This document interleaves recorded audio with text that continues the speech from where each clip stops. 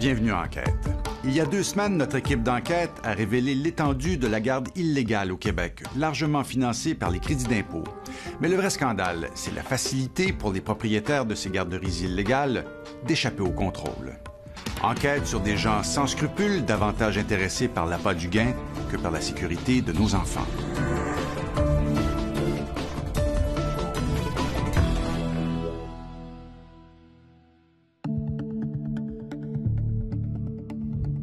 La conjointe du propriétaire m'a mentionné que le lendemain matin, il fallait que je débarque mes enfants sur l'autre garderie qui était à 1 rue et demie de la garderie habituelle. Plus d'activités que d'habitude devant le 8 rue Isabelle, à Gatineau. Une quinzaine de parents viennent déposer leurs enfants dans cette garderie en milieu familial.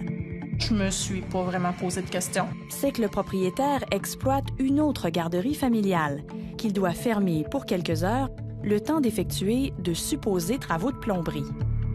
Pendant la matinée, des employés transfèrent des enfants d'une garderie à l'autre. Pourtant, aucun travail de plomberie n'aura lieu ce jour-là. On pensait pas de se faire mentir parce que c'est carrément ça qui est arrivé. Le propriétaire n'attendait pas la visite d'un ouvrier, mais celle de l'inspecteur municipal, qui répondait à une plainte sur le trop grand nombre d'enfants. Depuis des années, et comme des centaines d'autres, Pierre Tremblay exploite des garderies illégales en déjouant les autorités. Aura-t-il réussi ce jour-là?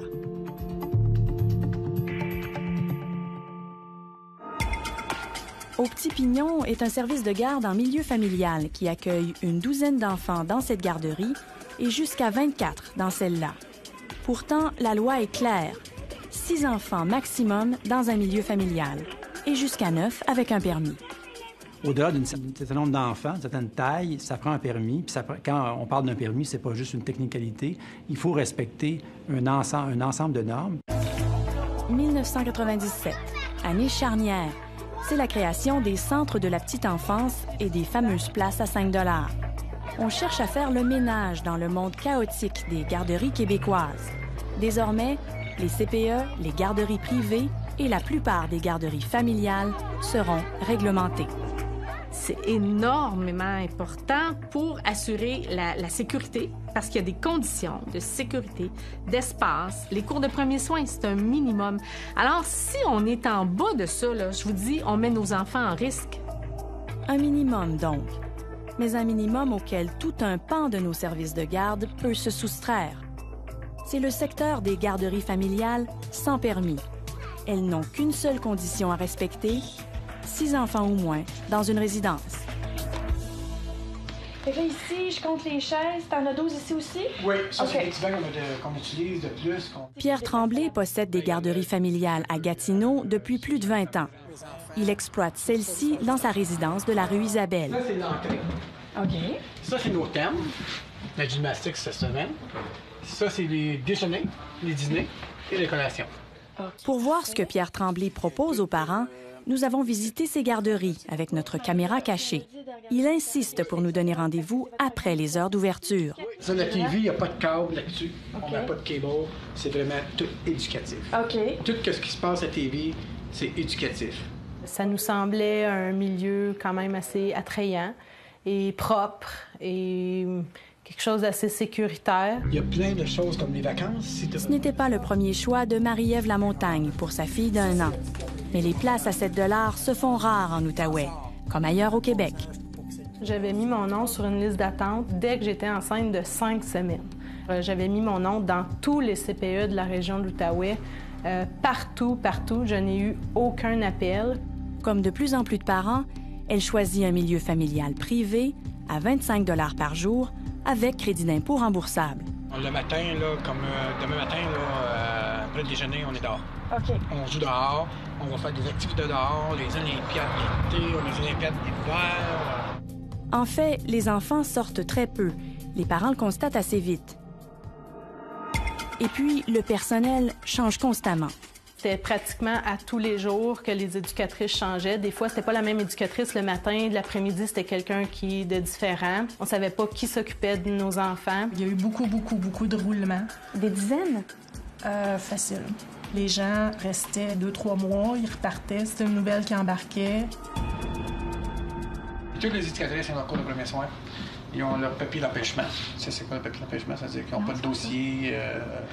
OK. Pour vérifier le dossier criminel, ces c'est affaires-là? ça, exactement. Okay. Puis ils ont leur cours qui s'appelle Garde en milieu familial. C'est faux, selon cette ex-employée qui témoigne à visage caché parce qu'elle craint des représailles. Elle est formelle. Le personnel est embauché sans formation aucune, sans même le cours de réanimation cardiaque. Ce sont pourtant les conditions minimales exigées par la loi pour les garderies de plus de 6 enfants. Entre 25 et 30 enfants fréquentaient le Petit Pignon en 2008. On n'avait pas assez d'yeux, ni de mains, ni d'attention pour tout le monde. Je trouvais que c'était trop. L'espace était trop petit. Je pouvais pas être en plein contrôle, disons, de toute la sécurité. Pierre Tremblay embauche surtout les membres de sa famille.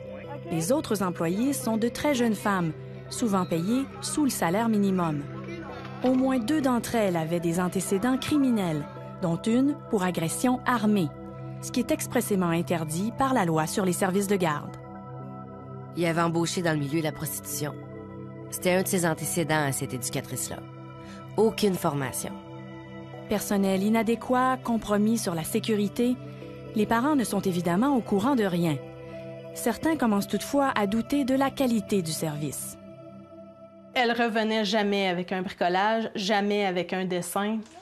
Et puis, je me suis rendu compte que mon enfant allait dans ce milieu-là de façon résignée, la tête basse, plus d'intérêt. Quand elle me répétait « Rien, maman, je fais rien », là, ça, pour moi, c'était inacceptable. Les éducatrices, des fois, on s'organisait pour se ramasser des sous pour gâter les enfants de temps en temps. Vous alliez chercher quoi? Des collants, des cartons. Il n'y avait pas ce matériel-là à la garderie? Des fois, il y en avait juste plus. On lui demandait, on attendait. Marie-Ève transfère finalement sa fille dans une garderie réglementée. Là, quand on est allé dans le milieu stimulant, la différence en 3 heures était évidente. Évidente. C'était, j'ai fait un dessin, j'ai fait de la peinture, j'ai fait un collier en pâte. Tu sais, c'était rien d'extraordinaire, mais ça fait tellement une grosse différence, là. Plusieurs autres parents nous ont confirmé avoir vécu des expériences similaires au Petit Pignon. Ils n'ont pas voulu nous accorder d'entrevue. Marie-Ève Lamontagne, elle, loge une plainte au ministère de la Famille en 2008. On s'est fait dire, il n'y a pas de garderie à cette adresse. Il n'y a pas de garderie à cette adresse? Non. Je comprends pas. Il n'y a pas de garderie à cette adresse. Pourtant, il y a 24 enfants dans une maison. Là, vous leur avez dit, pourtant, on vous envoie des reçus d'impôts. Qu'est-ce qu'on vous a répondu? Il n'y a pas de communication entre le ministère de la Famille et le ministère du Revenu. Alors, il peut y avoir 50 familles qui mettent ça sur le revenu d'impôt aux frais de tous les contribuables du Québec. Alors, tout le monde contribue à ça, mais personne ne le sait. Pourquoi les ministères du Revenu et de la Famille n'échangent-ils pas d'informations pour détecter les garderies illégales? Tout ce qui est relié à l'impôt est très confidentiel, il faut le comprendre. Hein? C'est nos secrets, financiers, nos revenus. C'est des domaines très, très délicats. À mon avis, le meilleur moyen de détecter les situations de garde illégale, c'est la vigilance de tous. Ce qui accroche les parents, c'est je te donne un reçu d'impôt et c'est ce qui te donne la légalité. Oui, je suis totalement légale. J'émets des reçus d'impôt. Et les gens se font prendre à ça, comme nous. Rien de plus facile que de trouver un service de garde illégal. Pourtant, sur Internet, tout semble légitime. Ici, à Montréal, par exemple, nous trouvons 6 enfants dans un appartement. Mais en traversant le corridor, la propriétaire nous montre un 2e logement avec 6 autres enfants. Elle nous dirige finalement vers un autre de ces appartements, 2 rues plus loin. Ici, nous trouvons 14 enfants pour une seule éducatrice. À Gatineau, 17 enfants dans une seule pièce du rez-de-chaussée d'une résidence. Le bruit y est assourdissant. Et en banlieue de Montréal, dans cette grande maison avec tous les attributs d'une garderie commerciale, 55 enfants et aucun permis du ministère de la Famille. Dans le cas de Pierre Tremblay, porter plainte ne semble avoir eu aucun effet. En 2009, il ouvre son second milieu familial. 24 enfants dans ce très petit bungalow. Quand j'arrive le soir à 4h30, c'est bruyant. Il y a beaucoup d'enfants qui crient, qui pleurent. 24 enfants pour une maison de cette grosseur-là et une cour de cette grosseur-là, c'est trop. La garderie dérange suffisamment pour qu'un autre voisin dépose une plainte, cette fois-ci à la ville de Gatineau. 21 avril. L'inspecteur de la ville a pris la peine d'annoncer sa visite à l'avance. Pierre Tremblay transfère donc ses petits clients de trop avant son arrivée. L'inspecteur se présente et ne trouve que quelques enfants. Tout semble en règle, la plainte est fermée. Il aurait pu venir voir les voisins et poser des questions aux voisins. Ça parle beaucoup dans le voisinage. Il y en a qui ne sont pas contents, avec raison d'ailleurs. Et puis, s'ils annoncent d'avance puis ils ne le voient pas, d'après moi, il y a un manque de sérieux. Quant aux enfants, on les a ramenés après le départ de l'inspecteur, dans le Hummer de Pierre Tremblay. Moi, le soir, j'ai demandé à ma fille, « Bon, est-ce que tu as fait un tour d'auto aujourd'hui? » Elle m'a répondu « Non, j'ai pas fait de tour d'auto, j'ai fait un tour de camion. » Puis elle m'a mentionné comme quoi qu'elle était assise à l'arrière et que mon fils, qui est plus jeune, était assis en avant. Je suis restée très, très surprise. Il était assis en avant, tout seul sur le siège? Non, il était avec la conjointe du propriétaire. Sur les genoux de la conjointe? Oui. Des voisins confirment avoir vu ce camion ramener les enfants en avant-midi. Ce jour-là, Pierre Tremblay s'est moqué des autorités. Ce ne sera pas la dernière fois.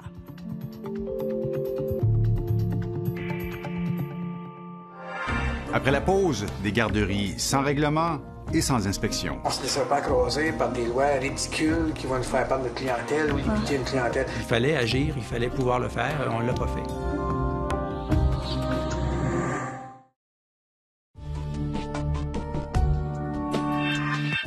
J'étais au bureau. Je décroche, ils ont juste dit « Madame, c'est la DPJ ». À Deux-Montagnes, la police et la direction de la protection de la jeunesse ont fermé une garderie privée où se trouvaient 18 enfants dans un local d'à peine quelques mètres carrés. L'affaire avait frappé l'imagination. Des bébés retrouvés attachés dans leur banc d'auto, certains cachés dans la cour sous des bosquets.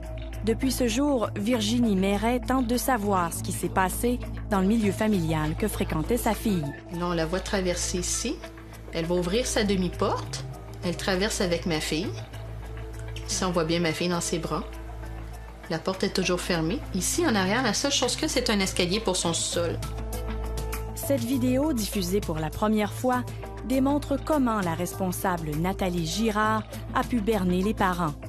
Elle descendait les enfants dans un sous-sol dont personne ne soupçonnait l'existence. Ma fille est en bas, et puis dans la garderie. Ma fille n'a jamais été dans la garderie. Elle est descendue et là, ma fille, j'ai aucune idée où elle est. Elle est sans surveillance et ça dure comme ça avec des beaucoup heures. D'autres enfants. Oui. Nathalie Girard a été poursuivie en justice, mais elle s'en est tirée avec un simple engagement à ne pas garder d'enfants pendant 1 an. Des excuses à présenter aux parents? On attend quoi qu'il arriverait? Quelque chose de vraiment grave, qu'il y ait un incendie qui se déclare, qu'il y ait 10 poupons de décédés dans un sol sans surveillance? On attend quoi pour faire des lois? Pour les parents qu'elle a trompés, pas de doute possible. Nathalie Girard est le produit d'un système dysfonctionnel. Il y a tellement peu de place en garderie que dès qu'on trouve une place, on n'est pas nécessairement porté à aller chercher toutes les références possibles, puisque justement, on veut absolument trouver une place. Les milieux du travail nous l'exigent. On doit retourner travailler à un moment donné ou un autre. 2008, le Québec connaît un mini baby boom. Les places à 7 $ se font encore plus rares. Pour soulager les familles qui paient très cher au privé, la ministre des Finances choisit la voie fiscale. J'annonce une amélioration du crédit d'impôt pour frais de garde qui profitera à près de 100 000 familles. Effet concret, une place en garderie privée de 25 $ ne coûtera qu'entre 7 et 10 $ aux parents de classe moyenne. Le crédit d'impôt s'applique à tous les services de garde privés, y compris les milieux familiaux sans permis, et donc aussi aux garderies illégales, comme celle de Pierre Tremblay. Alors, le gouvernement retourne des sous pour des services qui ont été donnés dans un cadre illégal. Là, on a un problème ici, là. On a un problème on a un problème fiscal, mais je pense qu'on a encore plus un problème de conscience. L'argent, je veux qu'elle serve justement à offrir aux enfants des conditions qui sont correctes, qui sont décentes, le plus stimulantes possible. Mais où va donc l'argent du contribuable? Combien d'enfants québécois fréquentent des garderies sans permis? Impossible de savoir parce que les places non régies sont hors du contrôle du ministère de la Famille et des Aînés et de l'État en ce qui concerne le service de garde. Donc, il n'y a aucun inventaire qui existe. Nous avons fait le calcul. Selon nos estimations, basées sur les remboursements de crédits d'impôt, il y aurait au Québec entre 15 et 20 000 places non régies, non surveillées. Des places à 25, 30, 35 $ par jour. Les tarifs, c'est 140 par semaine, ça inclut déjeuner, dîner, collation, si l'enfant mange au menu. 140 $ par semaine, 52 semaines par année, pour 40 à 50 enfants. Les revenus de Pierre Tremblay oscilleraient donc entre 300 et 350 000 $ par an, financés surtout par les crédits d'impôt accordés aux parents, mais sans aucune des normes imposées aux garderies réglementées. Non, je ne veux pas faire critiquer à cause, mais je suis un petit peu contre la politique de tout ça. C'est extrêmement strict. Ça finit plus, les papiers à remplir. Ouais. On a déjà beaucoup à remplir, mais ça finit plus. Là. On ne se laissera pas écraser par des lois ridicules qui vont nous faire perdre notre clientèle ou limiter une clientèle. Sans accréditation, sans permis, sans surveillance, Pierre Tremblay a le champ libre pour ouvrir un 3e service de garde, pour 9 enfants cette fois. Ce gamelin, là, il n'y a aucune chance que tu aies une place. Ce gamelin, c'est mix, puis... Là-bas, c'est juste 9. 9? Ouais. Pourtant, nous avons trouvé 15 enfants dans la cour au mois de mai.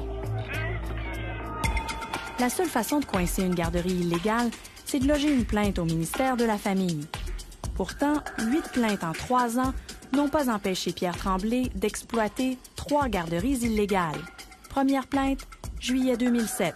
L'inspectrice ne se présente à la garderie que 10 mois plus tard. Elle y trouve 30 enfants. Deuxième visite, 10 autres mois plus tard. Cette fois-ci, l'inspectrice trouve 11 enfants. Pour Chantal Saint-Denis, c'est incompréhensible. À chaque fois que j'allais chercher les enfants, il y avait toujours un minimum de 20-25 jusqu'à 30 enfants, je dirais. En avril 2009, on ordonne finalement à Pierre Tremblay de réduire sa clientèle ou de fermer. Il a 1 mois pour le faire. 1 an plus tard, l'inspectrice note que la garderie est toujours ouverte. Pierre Tremblay lui annonce alors qu'il veut fermer. Il invite même l'inspectrice à constater la supposée fermeture, ce qu'elle fait. Et la semaine suivante, le petit pignon reprend du service. J'étais un peu surpris, un peu dérangé par la façon dont on a géré ce dossier-là. Il y a des choses, effectivement, qui sont incompréhensibles. Il fallait agir, il fallait pouvoir le faire, on ne l'a pas fait. Peut-être parce qu'il n'y avait qu'une seule inspectrice pour sillonner toute la région de l'Outaouais. En fait, le Québec au complet ne compte que 18 inspecteurs.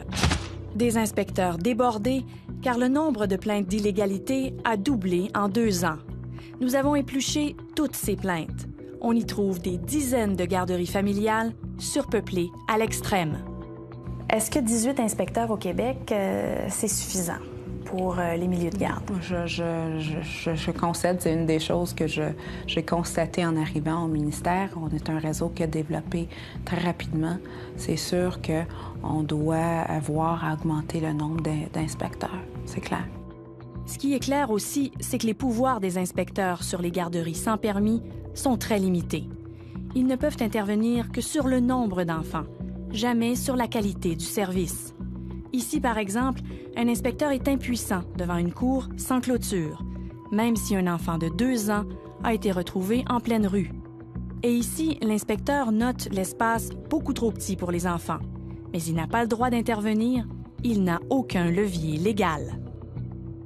Ils n'ont pas le mandat, ils n'ont pas le pouvoir de veiller à l'application des autres lois, la loi du régime du bâtiment, peu importe, toutes les autres lois. Si on constate que la situation est dangereuse et que la situation présente un risque pour la santé, la sécurité et le bien-être des enfants, on a des mécanismes. Les parents ici sont mal pris puis sont délaissés. On fait des plaintes, il n'y a rien qui se passe, on n'est pas écouté. C'est comme si le gouvernement s'en lavait les mains. On retourne à des garderies de sous-sol, on retourne à des garderies clandestines où il y a pas de personnel qualifié, où les conditions de sécurité ne sont pas assurées, mais on fait des reçus d'impôts. Et le gouvernement finance hautement par le remboursement.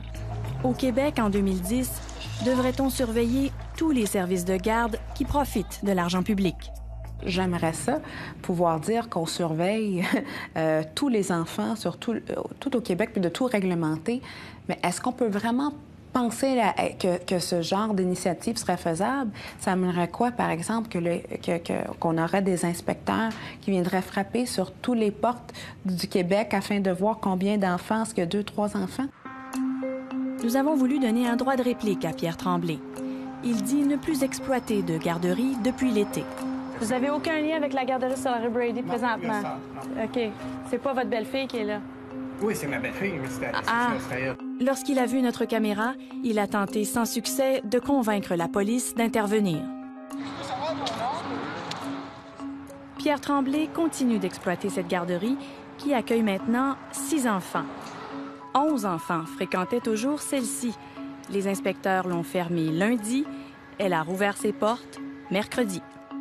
Quant à celle-là, les inspecteurs y ont trouvé 12 enfants fin septembre.